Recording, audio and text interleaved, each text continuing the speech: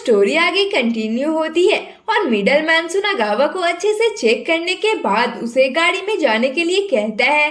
फिर सुनागावा गाड़ी में बैठकर किलर से कहता है कि आज भी तुम खुद ही ड्राइविंग करते हो, क्या तुम्हें किसी पर भी भरोसा नहीं है। इस पर वह पर्सनल मैटर्स के बारे में बात करने से मना करता है और काम की बात करने के लिए कहता है। तो सुनागावा उसे एक एनवलप में 2 लोगों का फोटो और नाम देते हुए कहता है कि तुम्हें इन दोनों को मारना है। जल्द ही मैं आयरन वर्क के प्लेस पर उनसे मिलूंगा और जब हम आराम से बातें कर रहे होंगे तो तुम उन्हें मार देना। देन किलर को शायद फर्स्ट बंदे के बारे में पता था तो वो दूसरे बंदे के बारे में पूछता है। इस पर सुनागावा कहता है कि मैं भी पर्सनल मैटर्स में बात नहीं करना चाहता हूँ। वहीं जब मिसाकी अपने घर में नहीं होती है तो इत्सुजी वहां जाकर अपना लगाया हुआ कैमरा निकाल लेता है। देन सीन योको पर शिफ्ट होती है जिसने पी रखी थी और अपने पेट से बातें करते हुए कह रही थी कि मेरे पास करने के लिए कुछ भी नहीं है, काश तुम मुझसे बातें कर पाते और मेरे साथ ड्रिंक कर सकते। तभी मिसाकी योको के लिए एक गिफ्ट लेकर आती है तो योको पूछती है कि क्या आज तुम्हें काम पर नहीं जाना है। इस पर मिसाकी बताती है कि आज मेरी छुट्टी है। तभी उन्हें गाड़ी स्टार्ट करने की आवाज आती है। वहीं आकीरा हिबीरा के गाड़ी को स्टार्ट करके चेक कर रहा होता है। तभी योको उसे मैसेज करके बताती है कि यहाँ मिसाकी आई हुई है, लेकिन वो मैसेज को देखकर इग्नोर कर देता है जिससे योको गुस्सा हो जाती है और कहती है कि वो इस तरह से मेरे मैसेज को इग्नोर कैसे कर सकता है। देन वो फिर से मिसाकी की हंसती हुई पिक्चर उसे सेंड करती है तो आकीरा उसे देखकर कहता है कि मुझे खुशी है कि वो मजे कर रही है। तो योको फिर से उसका रिप्लाई न आने पर और भी ज्यादा गुस्सा हो जाती है। वहीं आकीरा गाड़ी को लेकर निकल जाता है और उसे चलाते हुए कहता है कि ये बहुत स्पीड नहीं है, लेकिन क्योंकि ये हिबीरा के लिए बहुत इम्पोर्टेंट है तो मुझे ऐसा लग रहा है जैसे मैं एक जिंदा चीज को चला रहा हूँ। वहीं योको मिसाकी से कहती है कि तुम बहुत सारी जॉब्स करती हो, जरूर तुम्हारे बहुत बड़े सपने होंगे, शायद मुझे भी अब एक जॉब कर लेना चाहिए। इस पर मिसाकी उससे पूछती है कि तुमने अभी तक किस तरह का काम किया है। तो योको उसे बहुत ही कंफ्यूजिंग रिप्लाई करती है कि ऐसा नहीं है कि मुझे ये काम पसंद है, मुझे एहसास भी नहीं हुआ कि कब ये मेरा जॉब बन गया, लेकिन मैं इसके लिए सुटेबल हूँ। तो मिसाकी फिर से पूछती है लेकिन ये किस तरह का काम था। इस पर योको कहती है कि यह एक तरह का फिजिकल हार्ड वर्क था, लोग जल्दी इस बारे में बात नहीं करते हैं लेकिन इसमें काफी अच्छा पैसा मिलता है। तो मिसाकी थोड़ा कंफ्यूज हो जाती है। आगे योको पूछती है कि तुम थोड़ी परेशान लग रही हो। तो मिसाकी कहती है नहीं, वेल एक्चुअली हाँ। देन योको कहती है कि कभी कभी तुम्हें चीजों को ज्यादा सीरियसली नहीं लेना चाहिए, तभी जिंदगी आराम से गुजर पाएगी। उसके बाद हमें केजी को दिखाया जाता है जो ट्रंक हालत में अकेले ही घर जा रहा होता है। तभी वो एक पोस्ट बॉक्स से टकरा जाता है लेकिन वो फिर से आगे जाने लगता है। तभी मास्क लगाए हुए 2 लोग उसे पीटकर वहां से चले जाते हैं। वहीं आकीरा फिर से वेयर हाउस में जाता है और सबसे पहले हिबीरा का रिवॉल्वर चेक करता है क्योंकि हिबीरा ने ही उसे ऐसा करने के लिए कहा था। देन वो अपने कमरे से निकाले हुए सभी 6 कैमरास को हिबीरा के कहे अनुसार वहां सेट कर देता है। उसी वक्त कोजिमा और ताकाहाशी वहां आ जाते हैं। कोजिमा उससे कह रहा होता है कि अभी तक तुमने सिर्फ 2 गर्ल्स को ही इस काम के लिए मनाया है। इस पर ताकाहाशी कहता है कि 3 और गर्ल्स हैं लेकिन उन्हें थोड़ा टाइम चाहिए। तो कोजिमा कहता है कि तुम उन्हें थोड़ा इमोशनली हैंडल करो तो वो जल्दी मान जाएगी। तभी उसे जमीन पर कुछ डस्ट गिरी हुई दिखती है जिससे उसे शक होने लगता है और वो बालकनी के पर्दों को हटाकर बाहर चेक करने जा रहा था।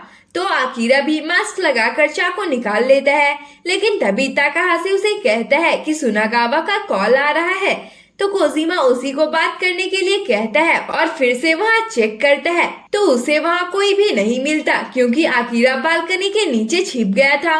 वहीं इत्सुजी मिसाकी के रूम की फुटेज देख रहा होता है जहाँ उसे कुछ भी स्पेशल नहीं दिखता। तभी उसे मिसाकी किसी से फोन पर बात करते हुए दिखाई देती है जिसमें वो कोजिमा से अपने वर्क प्लेस के मैनेजर पर अटैक करने के कारण आर्गुमेंट कर रही थी। साथ ही वह उसे कॉल गार्ड के काम के लिए किसी और को ढूंढने के लिए कहती है। उसके बाद सुनकर इत्सुजी हैरान रह जाता है। तभी उसे हॉस्पिटल से कॉल आती है। देन सीन फिर से कोजिमा पर शिफ्ट होता है, जो सुनागावा से कह रहा होता है कि हमने एक फॉर्मर बिकनी मॉडल को अपने काम के लिए मना लिया है। अगर तुम चाहो तो मैं उसे तुम्हारे हॉस्टेस क्लब पर आने के लिए बोल सकता हूँ। फिर सुनागावा उसका नाम पूछता है तो कोजिमा उसका नाम मिसाकी बताता है और उनकी इस कन्वर्सेशन को आकिरा भी सुन रहा था। तो सुनागावा उसे उसके लिए 2 दिन का टाइम देता है। फिर वो कॉल कट कर देते हैं तो आकिरा भी वहाँ से निकल लेता है। फिर अगले दिन आकिरा ऑफिस जाता है तो इत्सुजी से पूछता है कि केजी कहाँ है। तभी मिसाकी भी वहाँ आ जाती है और वो भी केजी को वहाँ न देखकर उसके बारे में पूछती है। तो इत्सुजी बताता है कि वो अभी हॉस्पिटल में है। कुछ लोगों ने उन्हें रोड पर पड़ा हुआ देखकर एम्बुलेंस को कॉल किया था। शायद उन्हें रैंडम अटैकर्स ने पीटा था। शायद उन्हें सीटी स्कैन के बाद कल तक डिस्चार्ज मिल जाएगा। तो मिसाकी अपने पहले मैनेजर के बाद अब केजी के बारे में सुनकर बहुत टेंशन में आ जाती है। आगे इत्सुजी उससे पूछता है कि क्या तुम किसी तरह की डेंजरस परेशानी में हो। यह सुनकर आकिरा पूछता है कि तुम्हें ऐसा क्यों लगता है। इस पर इत्सुजी बताता है कि ये सेम चीज इसके दूसरे मैनेजर के साथ भी हुआ है। आकिरा फिर से पूछता है कि तुम्हें ये किसने बताया। इस पर वह कहता है कि मैं कभी कभी वो बार जाता रहता हूँ, तो वहीं से मुझे ये बात पता चली है। ये सब सुनकर मिसाकी वहाँ से माफी मांगते हुए चली जाती है। उसके जाने के बाद आकिरा कहता है कि जो भी चीजें तुम्हें पता है वो मुझे बता दो, लेकिन इत्सुजी कुछ भी नहीं बताता है। तो आकिरा आगे कहता है कि मुझे पता है कि तुम हिडन कैमरा से मिसाकी को रिकॉर्ड कर रहे थे, तो तुम मुझे वो वीडियोस ला कर दो। मैं इसके बारे में किसी को भी नहीं बताऊंगा। मैं मिसाकी की मदद करना चाहता हूँ। इस पर इत्सुजी बताता है कि शायद वो याकुजा के बीच में फंसी हुई है। वहीं वो किलर्स अपने वेपन्स को रेडी कर रहे होते हैं। तो मिडलमैन कहता है कि मांगुरो ग्रुप काफी छोटा है, इस तरह से कोई और ग्रुप उनकी जगह ले लेगा या फिर पुलिस उन्हें खत्म कर देगी। इस पर किलर बताता है कि सुनागावा ने मुझे 3 साल पहले भी सामाकेन ग्रुप के 2 बंदों को मारने के लिए हायर किया था, लेकिन उसके कुछ दिनों बाद ही सामाकेन ग्रुप का बॉस और उसके सभी बंदे मारे गए।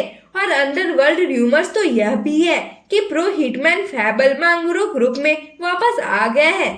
तो मिडलमैन कहता है कि क्या तुम मजाक कर रहे हो। इस पर किलर कहता है कि हम घटनाओं के पीछे के राज को जानते हैं। हर जोक के पीछे कोई ना कोई सच्चाई जरूर होती है। ये सुनकर मिडलमैन कहता है कि तुम्हारा मतलब है सुनागावा ने फैबल को मारने के लिए कहा है। इस पर किलर कहता है कि मुझे नहीं लगता उसे फैबल के बारे में पता होगा, लेकिन अगर हमारा पाला फैबल से पड़ता है तो मैं उसे मार डालूंगा।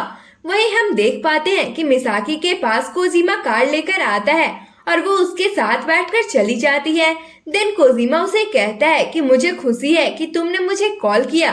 तो मिसाकी उसे घूरने लगती है। इस पर वो कहता है कि गुस्सा मत करो, ये तुम्हारी सुंदरता को खराब कर देती है। देन वो उसे ऑफर देते हुए कहता है कि मैंने तुमसे 1 साल के लिए कॉल गर्ल सर्विस में काम करने के लिए कहा था, लेकिन अगर तुम साथ में हॉस्टेस बार में भी काम करोगी तो हमारा कॉन्टैक्ट सिर्फ 3 महीने के लिए होगा। वहीं आकिरा अपने लिए कोई वेपन बना रहा होता है। तभी वहाँ योको आकर पूछती है कि तुम क्या कर रहे हो। फिर वो ध्यान से देखकर कहती है कि अब तुम ये मत कहना कि ये एक बैरल है। आखिर तुम क्या करने की सोच रहे हो? क्या तुम गन बना रहे हो?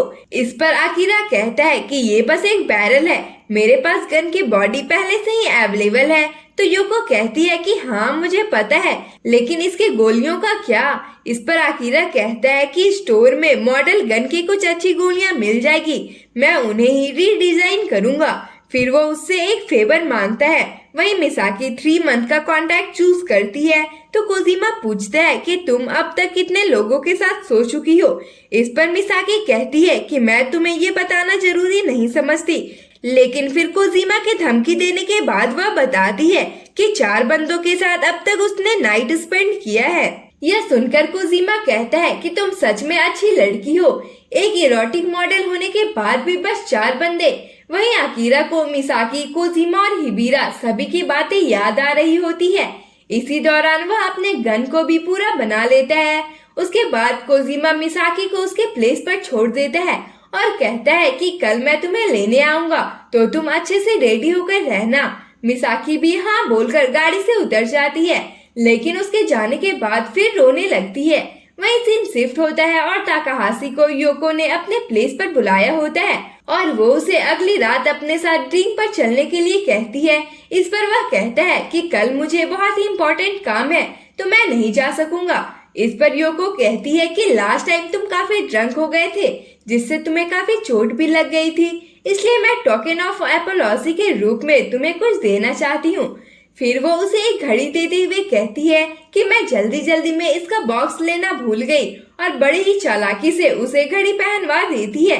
फिर ताकाहाशी वॉच को देखकर कहता है कि इसमें कुछ स्क्रैचेस पड़े हुए हैं। इस पर योको कहती है कि ऐसी कोई बात नहीं है, ये बिल्कुल नई है और फिर वो उसे उस घड़ी को हमेशा पहने रखने के लिए भी कहती है। तो ताकाहाशी ब्लश करने लगता है। देन ताकाहाशी के जाने के बाद योको आकिरा को बताती है कि मैंने उसे जीपीएस ट्रैकर वाली वॉच पहना दी है। तो आकिरा कहता है कि मिसाकी को पता नहीं चलना चाहिए कि मैंने उसे बचाया है। इस पर योको कहती है कि तो फिर तुम इस काम को कैसे करोगे जबकि तुम किसी को मार भी नहीं सकते। तभी फिर उसकी नजर आकिरा के बनाए गए बुलेट्स पर जाती है तो वो कहती है क्या तुम इस खिलौने का यूज करने वाले हो। इस पर आकिरा कहता है कि उनके पास गन्स होगी तो मैं खाली हाथ नहीं जा सकता हूँ।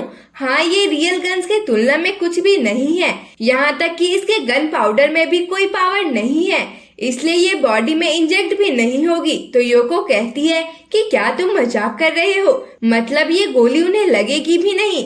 देन आकिरा उसे बताता है कि मैं इसे मैनुअली कर रहा हूँ और एक प्रो होने के नाते मैं इसे हैंडल कर सकता हूँ। इसकी एक गोली बनाने में मुझे 40 मिनट्स का टाइम लगता है और यहीं पर इस पार्ट की एंडिंग हो जाती है। तो फिर मिलते हैं इसके नेक्स्ट एपिसोड में, तब तक के लिए bye bye, tata and thanks for watching.